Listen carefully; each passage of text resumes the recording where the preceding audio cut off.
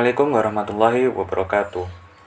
Pada kali ini, kami dari kelompok 8 ingin mereview jurnal yang berjudul The Effectiveness of the Emergency E-Learning During COVID-19 Pandemic, The Case of Higher Education in Economics in Romania. Next. Berikut adalah anggota kelompok 8. Yang pertama, Muhammad Hatif Haki dengan NPM 200130100095. Yang kedua, Muhammad Haikal dengan NPM 200130100181. Yang ketiga, ada Gisela Cantika dengan NPM 200130100224. Yang keempat, Cynthia Saputri dengan NPM 200130100227. Yang kelima, Faris Harmawan dengan NPM 200130100228. Yang keenam, Michelle Adelia dengan NPM 200130100232. Yang ketujuh, ada Nadia Tia Kirana dengan NPM 200130100235. Next. Sebelumnya, saya Muhammad Hatif Haki dengan NPM 095 ingin memaparkan informasi jurnal yang telah kami review. Jurnal ini berjudul The Effectiveness of the Emergency E-Learning During COVID-19 Pandemic, The Case of Higher Education in Economics in Romania. Jurnal ini berasal dari International Review of Economics Education.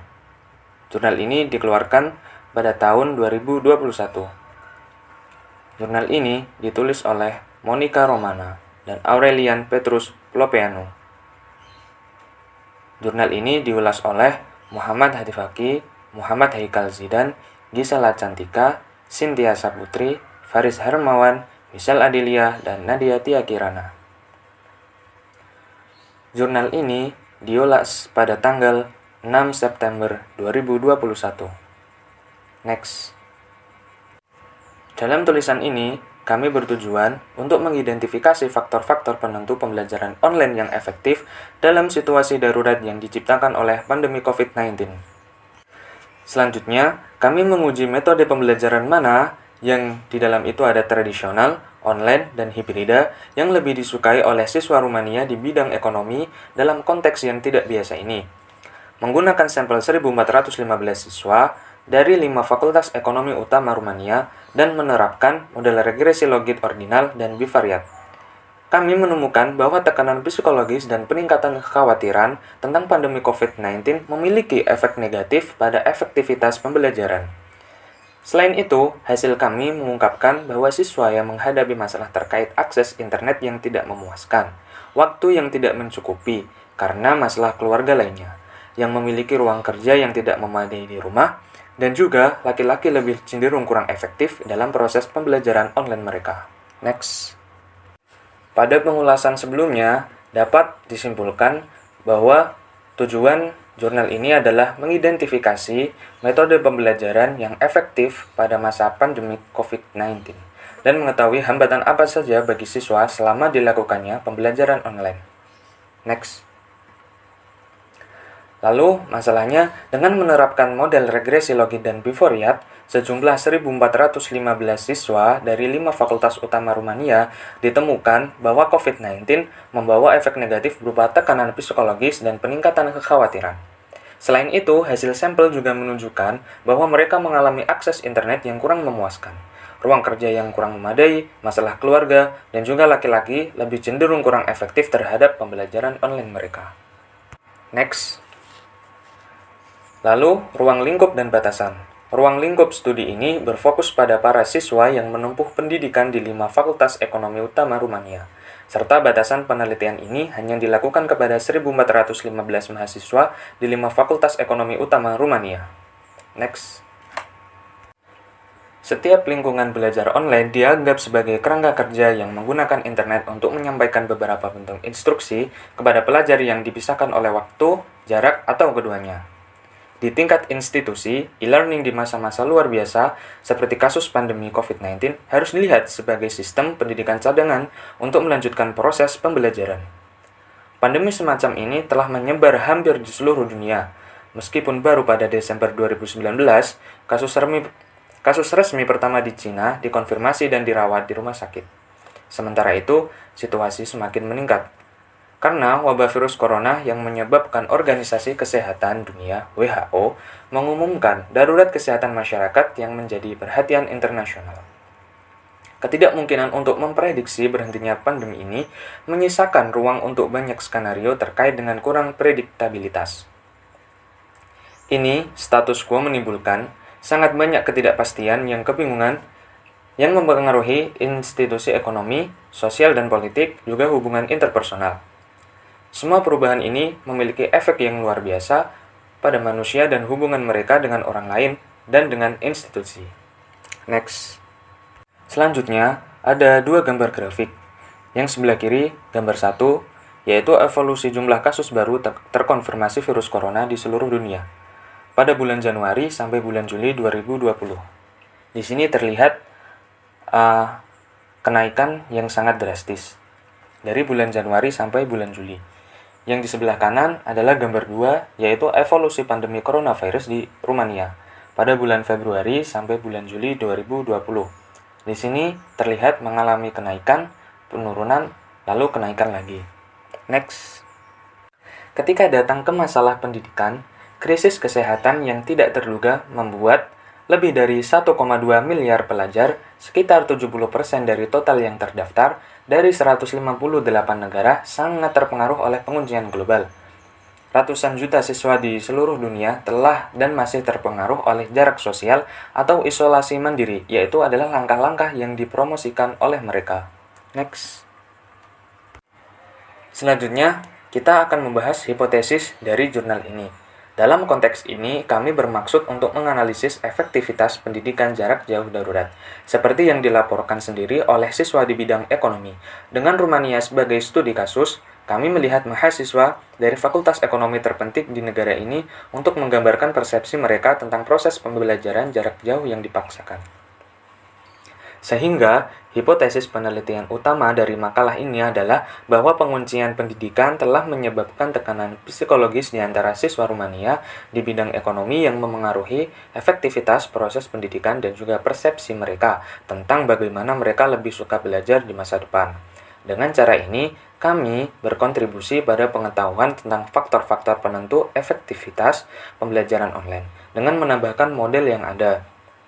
Faktor baru seperti tekanan psikologis, juga efektivitas sistem pendidikan tinggi Rumania, dan spesialisasi ekonomi khususnya, bahkan di antara yang terbesar di Eropa, kurang tercakup oleh literatur yang ada. Kami menggunakan sampel data besar yang dikumpulkan melalui survei online dan pemodelan regresi ekonometrik. Selanjutnya akan dijelaskan oleh teman saya. Selanjutnya adalah e-learning di pendidikan tinggi ekonomi Rumania selama pandemi COVID. Pendidikan ekonomi di Rumania adalah bagian penting dari sistem pendidikan tinggi yang terus-menerus berada di puncak spesialisasi yang paling disukai. Bersama dengan administrasi bisnis, ekonomi, dan hukum, ada 130.972 siswa yang terdaftar pada tahun ajaran 2018-2019. Hampir seperempat dari jumlah total 543.299 siswa. Kementerian Pendidikan Rumania biasanya menjamin dana utama dan tambahan dari lembaga pendidikan tinggi dan pengembangannya. Hanya sebagian kecil dari dana ini disediakan oleh siswa swasta, iuran dalam bentuk uang kuliah semester atau tahunan. Sementara Rumania melaporkan salah satu bagian terendah dari PDB untuk pendidikan pada tahun 2018. Tingkat pengeluaran untuk lembaga pendidikan tinggi negeri dan swasta per siswa dinyatakan hampir 2,5 kali lebih rendah dari rata-rata Uni Eropa. Menjadi anggota Bologna Process atau European Higher Education area pada tahun 1999, Rumania telah menyelaraskan standar dan struktur pendidikan tinggi seperti negara-negara Eropa dan Asia lainnya. Misalnya, adaptasi pendidikan tinggi mereka berdasarkan struktur dan durasi gelar sarjana, magister, dan doktoral yang serupa. Next, Sistem Transfer Kredit Eropa atau ECTS atau peningkatan siswa dan mobilitas staf adalah beberapa dari reformasi yang dilaksanakan paling signifikan. Integrasi pendidikan ekonomi Rumania ke dalam sistem Eropa membuat penelitian ini relevan tidak hanya di tingkat nasional tetapi juga di tingkat Eropa. Namun, selain semua adaptasi dan reformasi struktural ini, institusi pendidikan tinggi Rumania masih memiliki kesenjangan dibandingkan dengan negara-negara Eropa Tengah dan Barat dalam hal pendanaan dan infrastruktur pendidikan. Dalam arah ini, Universitas Rumania harus melakukan perbaikan dalam hal lisensi, perangkat lunak pendidikan, perpustakaan digital, infrastruktur teknologi, dan akses ke sumber daya pendidikan lainnya. Di Rumania, penguncian virus corona didahului oleh beberapa tindakan aktif yang diberlakukan oleh lembaga publik untuk menarik perhatian pada bahaya krisis baru yang tidak diinginkan ini. Dari akhir Februari hingga awal Maret 2020, beberapa tindakan pencegahan telah dilakukan ke arah ini. Ketika situasi menjadi cukup mengkhawatirkan, lembaga-lembaga publik memberlakukan larangan semua kegiatan di dalam dan di luar ruangan yang dilakukan dengan lebih dari 1.000 orang. Perlunya lembaga-lembaga publik untuk mewajibkan warganya untuk tinggal di rumah selama waktu tertentu adalah wajib agar situasi tetap terkendali sampai ditemukan obat penebusan. Setelah pertengahan Maret 2020, berbagai kegiatan ditunda atau bahkan dilarang di mana pendidikan mendapatkan perhatian khusus. Pada fase pertama, 11 April sampai 22 Maret 2020, semua sekolah termasuk universitas di Rumania ditutup. Kemudian keputusan ini diperpanjang terlebih dahulu hingga akhir April, yakni setelah libur Paskah. Sedangkan kabar terbaru mengkonfirmasi penutupan semua sekolah hingga musim gugur 2020. Diperkirakan lebih dari 1,5 juta siswa Rumania telah dan masih sangat terpengaruh oleh keputusan resmi ini dan konsekuensinya dalam hal pengembangan keterampilan dan perolehan pengetahuan baru sulit diprediksi. Dalam konteks yang tidak terduga ini, di Rumania, institusi pendidikan tinggi harus menyesuaikan kurikulum dan protokol mereka pada waktunya untuk melanjutkan proses belajar mengajar dan penilaian bagi siswa secara online dalam kondisi transparansi, efisiensi, dan profesionalisme. Tingginya tingkat penularannya dan tidak diketahuinya pengobatannya mendorong lembaga-lembaga ini menghadapi situasi baru, mengadopsi bentuk ketahanan akademis dan ilmiah tertentu. Sementara otoritas publik telah melembagakan langkah-langkah khusus untuk jarak sosial untuk mencegah dan membatasi efek negatif dari virus semacam itu. Kekhawatiran bahwa krisis kesehatan ini akan berlangsung berbulan-bulan bahkan bertahun-tahun dari sekarang, sehingga pada suatu saat diperlukan langkah-langkah social distancing lain untuk mengurangi dampak negatif dari penularan sosialnya, akan kembali membuat proses tatap muka kembali terjadi. Pendidikan menjadi kurang mungkin dan tidak sesuai dalam konteks ini. Oleh karena itu, mendukung kebangkitan e-learning. Nah, selanjutnya adalah faktor-faktor yang mempengaruhi efektivitas e-learning. Yang pertama adalah infrastruktur yang efisien. Infrastruktur learning yang efisien itu bukan hanya dari teknisnya yang mudah untuk diakses, tetapi juga dari segi konektivitas dan pengelolaannya. Apabila konektivitas dan pengelolaannya ini dilakukan dengan baik, maka otomatis keefektivitasan learning itu akan meningkat. Begitu juga sebaliknya, apabila konektivitas dan pengelolaannya itu dilakukan dengan buruk atau tidak baik, maka keefektivitasan learning itu juga akan menurun. Lalu yang kedua adalah pengaruh positif sikap dosen.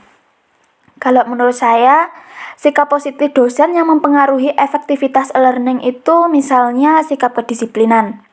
Apabila dosen disiplin, maka otomatis si mahasiswa juga akan disiplin. Contohnya saja gini, misal perkuliahan dimulai jam 7 dan diakhiri jam 9. Nah, apabila dosen memulai perkuliahannya sesuai jadwal yaitu jam 7, maka dari pihak mahasiswanya akan standby atau siap-siap sebelum jam 7. Selain itu, apabila perkuliahan dimulai sesuai jadwal, otomatis dosen ini bisa menjelaskan materi dengan detail. Dan si mahasiswanya ini juga akan menerima materi tersebut dengan sangat jelas. Beda lagi kalau dosen baru memulai perkuliahan jam 8 misalnya. Padahal di jadwal sudah jelas bahwa perkuliahan harusnya dimulai jam 7. Otomatis jika dosen molor, mahasiswanya juga akan ikut molor. Selain itu, dari pihak dosen pastinya dalam menjelaskan materi itu tergesa-gesa. Karena apa? Karena keburu waktu. Akhirnya mahasiswa itu tidak bisa menerima materi dengan baik. Lalu faktor yang ketiga adalah partisipasi aktif dalam struktur yang berbeda dari komunitas belajar. Komunitas belajar, kalau menurut saya ini misalnya antara mahasiswa dan dosen. Jika dosen memberikan tugas, menjelaskan materi gitu, maka dari pihak mahasiswanya juga harus bersedia mengerjakan tugas, mengumpulkan tugas, dan juga mendengarkan dosennya saat menjelaskan materi. Next. Faktor yang selanjutnya adalah kemampuan subjek dalam menafsirkan kemungkinan hambatan dengan nyaman dan efisien. Subjek itu harus bisa mengira-ngira atau memprediksi hambatan apa sih yang mungkin terjadi. Mungkin misalnya hambatan interaksi sosial, masalah administrasi, motivasi siswa, dan hambatan lainnya. Jadi apabila subjek sudah bisa memperkirakan hambatan atau memprediksikan hambatan yang mungkin terjadi, maka si subjek ini otomatis tahu dan sudah menyiapkan solusi apa sih yang harus dilakukan agar hambatan tersebut bisa terselesaikan. Faktor yang selanjutnya adalah pengaturan diri. Dalam artikel ini, pengaturan diri itu kalau menurut saya ada hubungannya dengan kemampuan subjek dalam menafsirkan hambatan yang tadi. Kayak apa ya? Mungkin manajemennya kita sendiri dalam bersikap atau dalam menafsirkan gitu. Hal inilah yang perlu diperhatikan. Jika kita bisa memanajemen diri kita sendiri dengan baik, itu kan kalau diimplementasikan dalam e-learning bisa menambah atau meningkatkan keefektivitasannya. Lalu faktor yang terakhir adalah desain instruksional yang tepat dan perencanaan pendidikan yang ketat. Next. Selanjutnya adalah dampak pendidikan jarak jauh. Yang pertama adalah pengurangan biaya kuliah. Karena adanya pandemi COVID-19 ini, sektor perekonomian di seluruh dunia melemah. Tidak sedikit orang tua dari mahasiswa ini tidak bisa bekerja seperti sedia kala. Akhirnya para orang tua ini kesulitan dalam mencari biaya kuliah untuk anaknya. Maka dari itu, untuk menghindari tunggakan yang cukup besar, dari pihak kampus ataupun pihak yang berwenang itu menurunkan biaya perkuliahan. Yang kedua adalah peningkatan keterlibatan tugas dan penurunan gesekan. Yang ketiga adalah nilai ujian yang lebih baik. Nilai ujian yang lebih baik ini menurut saya terjadi karena semakin mudahnya dalam mencari materi melalui internet ataupun media-media lainnya. Jadi dari mahasiswa ini tidak hanya terpaku pada penjelasan dosen saja. Yang keempat adalah menghasilkan ketidakadilan dan frustasi di antara siswa yang kurang beruntung. Yang kelima adalah mempengaruhi inti kognisi. inti kognisi ini yaitu sosialisasi dan interaksi. Next. Selanjutnya adalah e-learning dan stres di bawah penguncian. Pendidikan e-learning dianggap didasarkan secara eksklusif pada interaksi interpersonal yang efisien antara semua orang yang terlibat dalam proses tersebut, seperti dalam bentuk pendidikan konvensional, untuk memperoleh manfaat dari pertukaran pengetahuan dan ide. Pandemi COVID-19 dianggap sebagai kutukan untuk pendidikan yang efektif, terutama bagi siswa yang memiliki kecenderungan tertentu untuk perilaku depresi atau pesimis yang dapat menghadapi hambatannya. Namun, pada saat yang sama, ini dianggap sebagai peluang untuk mendobrak kebiasaan tradisional dan paradigma lama demi sistem pembelajaran yang lebih mudah diakses, lebih murah, dan berbasis teknologi di seluruh dunia. Next. Dalam hal digitalisasi, Rumania berada di peringkat 26 dari 28 negara Uni Eropa. Tingkat cangkupan PC pada tahun ajaran 2019 sampai dengan 2020 dari populasi sekolah dan staf pengajar di sistem pendidikan tinggi Rumania adalah hanya sekitar kurang lebih 19% saja. Di Rumania, sebelum pandemi COVID-19, infrastruktur pembelajaran online dikembangkan hanya untuk siswa tertentu saja. Misalnya, untuk siswa yang tidak dapat menghadiri secara teratur kursus dan seminar fakultas. Nah, dalam situasi seperti ini, semua institusi pendidikan tinggi yang dianggap harus beradaptasi dengan sangat cepat dengan kenyataan baru, mengadopsi secara real-time berbagai platform, metode, atau teknik e-learning yang ramah untuk menyebarkan informasi dan pengetahuan dengan benar. Data dan metode. Data. 5.000 mahasiswa merupakan bagian utama dari jumlah mahasiswa dalam bisnis, ekonomi, dan hukum di Rumania. Fakultas-fakultas tersebut antara lain Fakultas Ekonomi dan Administrasi Bisnis dari Alexandru Ioan Cuza, Universitas of Iași, Bucharest University of Economic Study, Fakultas Ekonomi dan Administrasi Bisnis dari Babes-Bolyai University of Kapul-Napoca, Fakultas Ekonomi dan Administrasi Bisnis dari West University Timisoara, Fakultas Ilmu Ekonomi dan Universitas Lucian Blaga Sibiu, dan Fakultas Ilmu Ekonomi dan Administrasi Bisnis dari Transylvania University of Brasov. Dataset mencakup 1.415 responden unik dari 6 fakultas terbesar di bidang ekonomi di Rumania yang disebutkan di bagian atas. Next, metode dan pengukuran variabel.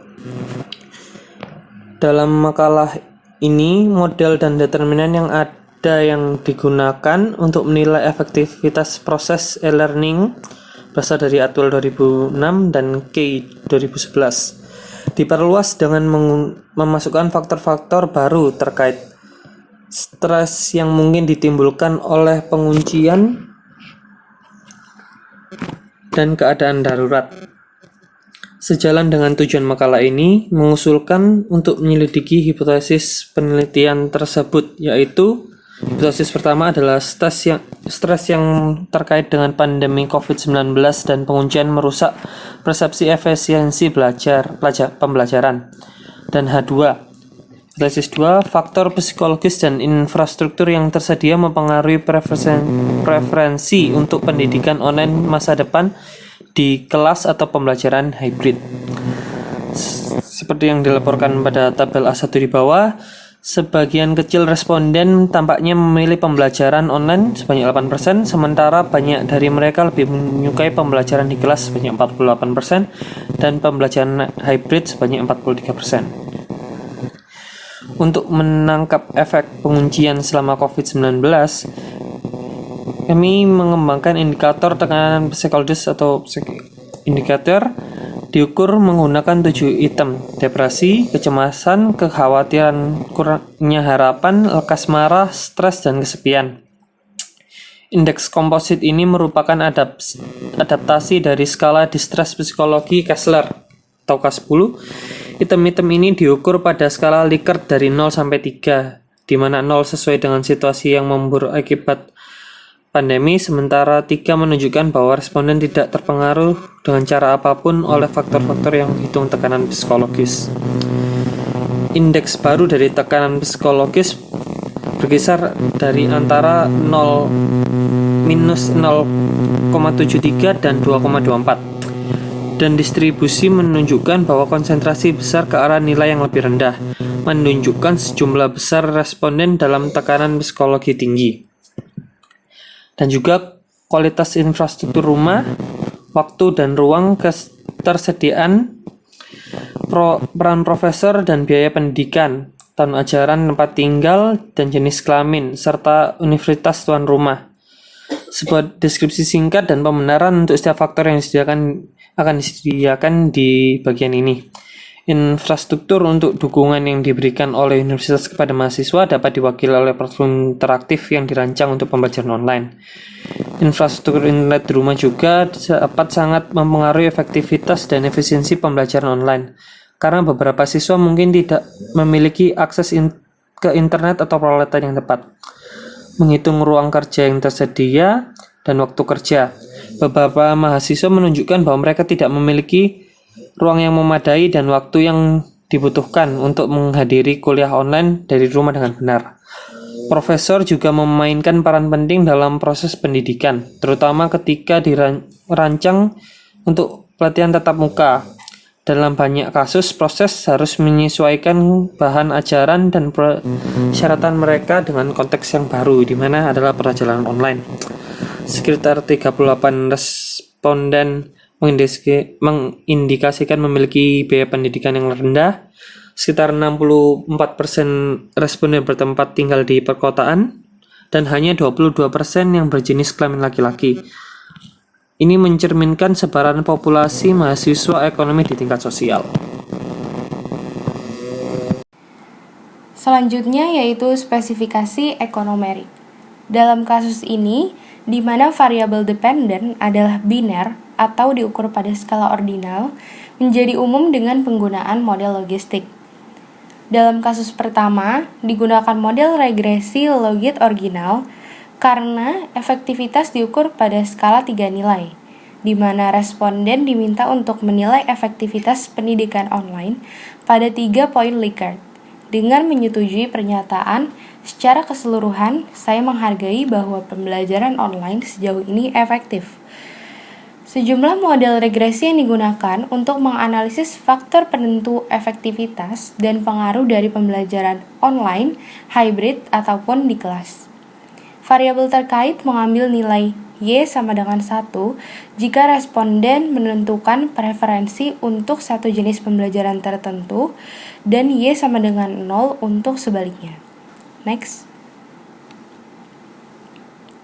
3 model yang diterapkan pada model 2-4 inci pada tabel 1 dikembangkan yaitu untuk kasus pembelajaran online, pembelajaran di kelas, ataupun pembelajaran hybrid. Untuk itu dipertimbangkan bentuk dari logistik biner berikut menurut Field 2009.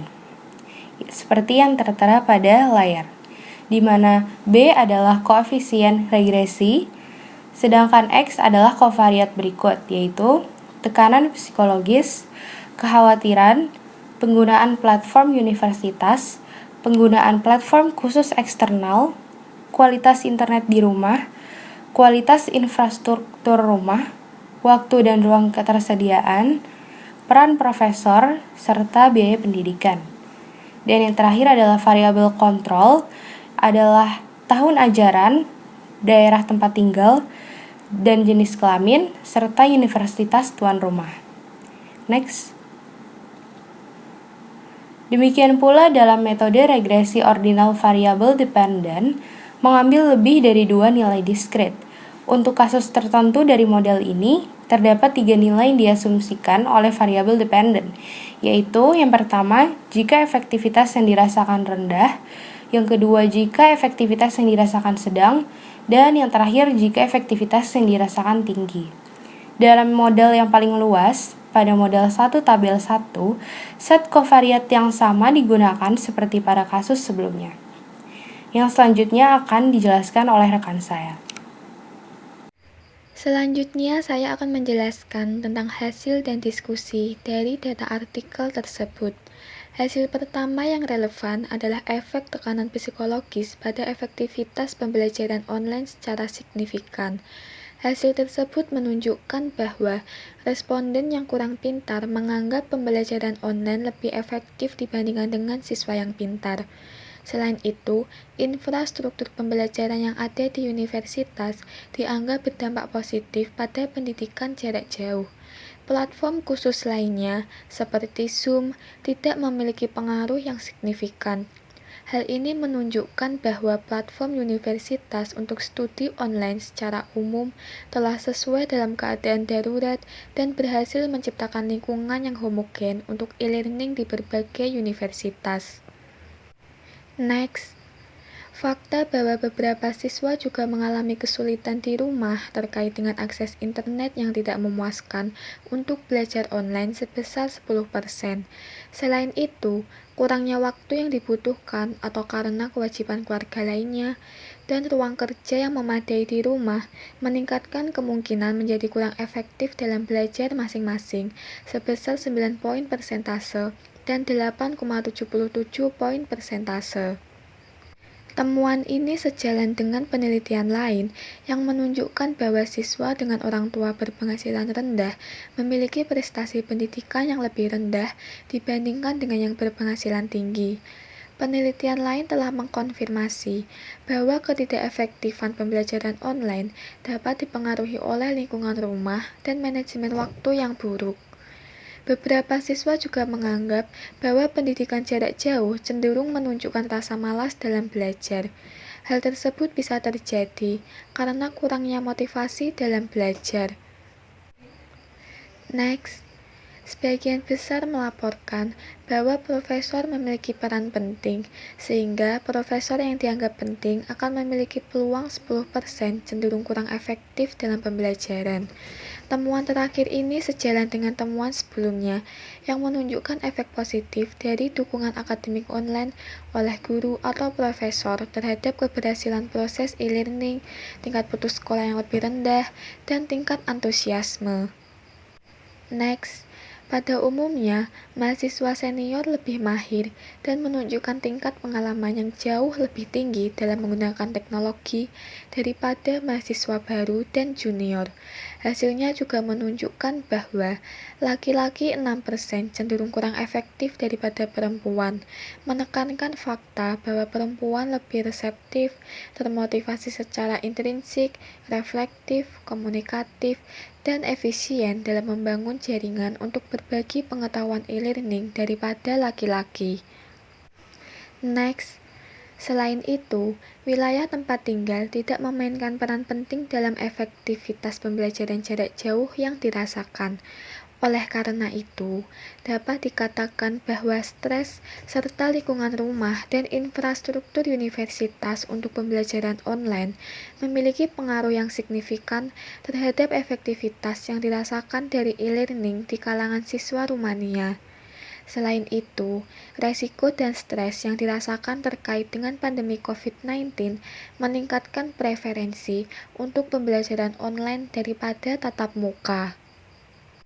Next, sementara seorang siswa yang melihat situasi pembelajaran jarak jauh sebagai kesempatan untuk mengurangi biaya pendidikan juga lebih cenderung memilih pengajaran tatap muka dan kurang cenderung memilih bentuk pendidikan hibrida. Secara khusus, semakin dekat siswa dengan gelar universitas, semakin besar kemungkinan mereka untuk memilih bentuk pendidikan heterodoks atau pendidikan hibrida atau lebih baik online. Dalam hal ini, penelitian sebelumnya telah menunjukkan bahwa bentuk pendidikan hibrida menghasilkan hasil yang sama atau bahkan lebih baik daripada pelatihan tatap muka konvensional. Selanjutnya adalah kesimpulan dari artikel ini, yaitu tujuan dari pembuatan artikel ini sebenarnya adalah memberikan gambaran antara penggunaan e-learning sebagai sarana pembelajaran dan menunjukkan efektivitas bagaimana penggunaan e-learning terhadap pembelajaran. dalam sistem pembelajaran online di masa pandemi COVID-19 yang sekarang masih ada, mungkin berpengaruh terhadap psikis siswa dalam menempuh jenjang pendidikan. Sistem pembelajaran online membuat siswa itu merasa tertekan sisi psikologinya, karena tidak bisa bertatap muka langsung dan harus belajar lebih giat dan belajar mandiri, membuat siswa lebih kesulitan dalam menerima materi. Dan fungsi dari e-learning ini hadir untuk menjawab kesulitan-kesulitan yang ada di pihak siswa dalam pembelajaran secara online, yang diharapkan bahwa siswa dapat melakukan pembelajaran secara efektif dan mendapat pemahaman di setiap materi-materi yang diberikan oleh pengajar. Next. Namun, penelitian ini menunjukkan dan membuktikan bahwa banyak siswa yang belum bisa menerima e-learning sebagai sarana belajar karena faktor lingkungan dan kondisi ruangan. Jadi, kebanyakan siswa belum bisa menerima karena beberapa faktor. Yang pertama adalah faktor lingkungan, yaitu faktor di mana kondisi lingkungan seperti lingkungan keluarga yang mungkin sarana elektronik atau teknologinya kurang, mungkin karena faktor biaya dan lain-lain. Dan kondisi ruangan, kalau ruangan misalnya faktor koneksi internet dan kenyamanan, karena suatu siswa itu harus merasa nyaman di saat dia belajar untuk membuat siswa itu paham atas materi yang diberikan. Dan menurut saya, kenapa siswa belum mampu dalam menerima e-learning sebagai sarana pembelajaran online? Karena siswa lebih cenderung pembelajaran online ini lebih cenderung ke pendidikan tradisional atau pendidikan yang tatap muka langsung atau guru yang menerangkan. Pada sistem pembelajaran online ini, siswa harus belajar sendiri, belajar mandiri. Guru harus memberikan materi dan siswa harus belajar sendiri. Mungkin siswa butuh adaptasi dalam penerapan pembelajaran online ini. Dan survei membuktikan, penelitian membuktikan bahwa mayoritas siswa ingin kembali ke sistem pendidikan tradisional.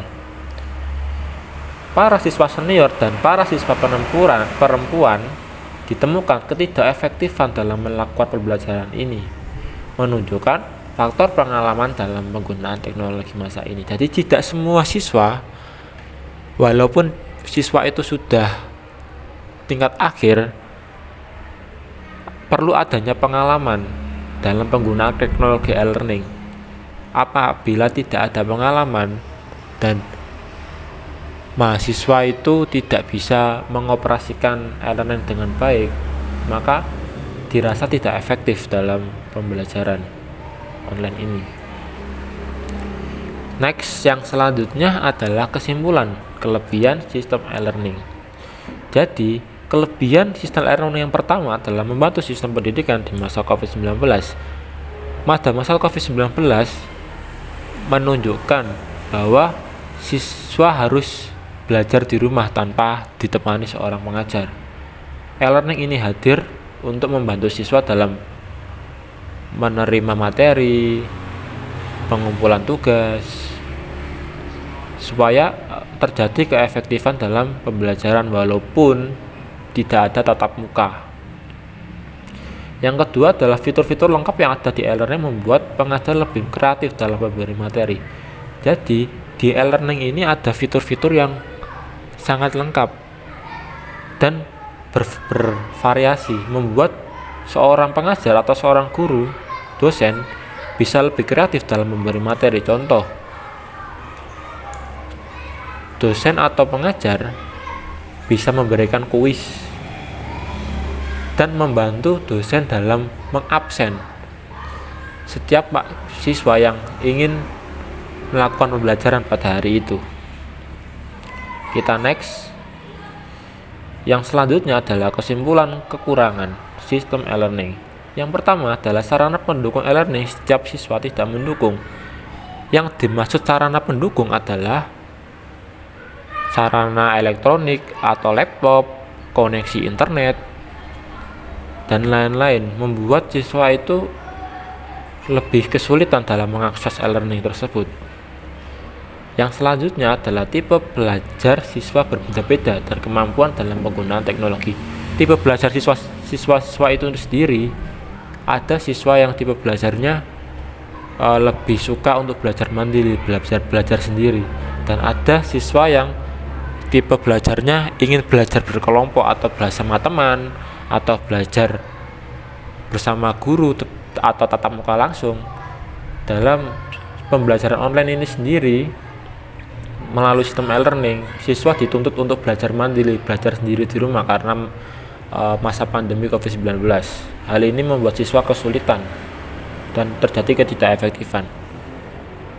Dan di sini ada kemampuan dalam penggunaan teknologi.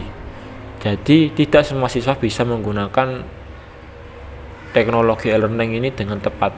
Perlunya sosialisasi dan pembelajaran di awal pertemuan untuk cara penggunaan e-learning dengan tepat, supaya tidak ada terjadi kesalahan komunikasi dalam penerapan e-learning di masa-masa pembelajaran dari minggu pertama sampai minggu terakhir. Mungkin itu dari saya, dari kelompok 8. Sekian, terima kasih. Assalamualaikum warahmatullahi wabarakatuh.